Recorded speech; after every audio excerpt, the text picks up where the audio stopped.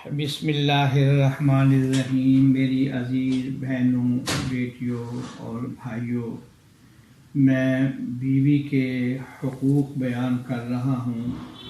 22 احادیث پہلے بیوی کے حقوق پر بیان کر دی ہیں، 40 بیان کرنی ہیں، اور یہ بات ذہن برے کہ 40 احادیث کا یاد کر لینا جنت کا ذریعہ بنتا ہے۔ 40 کے عدد میں بڑی برکت آئی ہے، اور آج میں سب سے پہلے آغاز اس سے کرتا ہوں۔ یہ رجب کا مہینہ شروع ہو گیا ہے، سن 1440 ہجری ہے۔ نبی کریم سرور دو عالم صلی اللہ علیہ وسلم رجب کے آغاز اور شروع میں ایک دعا مانگا کرتے تھے۔ میں بھی وہی دعا آپ کو سناتا ہوں، آپ سب گھر والے اس دعا کو سن کر پڑھ لیجئے۔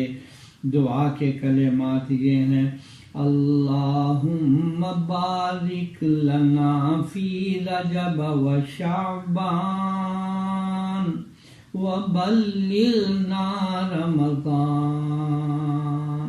اس کا ترجمہ یہ ہے کہ یا اللہ، یہ رجب کا اور شعبان کا مہینہ ہمارے لیے، خاندان کے لیے، ملک کے لیے، سارے مسلمانوں کے لیے، پوری انسانیت کے لیے باعث برکت بنا، اور یا اللہ ہمیں رمضان نصیب فرما، اتنی زندگی عطا فرما کہ یا اللہ ہمیں رمضان مل جائے۔ آج بیوی کے حقوق پر میں پہلی روایت سنانے لگا ہوں۔